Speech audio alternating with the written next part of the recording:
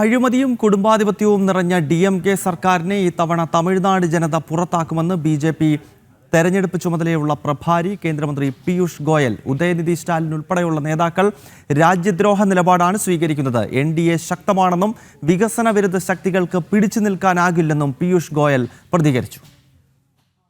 The DMK government has performed very badly.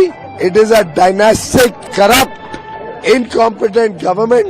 It has leaders like Udayanidhi Stalin who are anti-national, and the people of Tamil Nadu have made up their mind to defeat the forces of corruption, anti-development and bad government. The DMK government of Udayanidhi Stalin and MK Stalin will be defeated by this big family of NDA.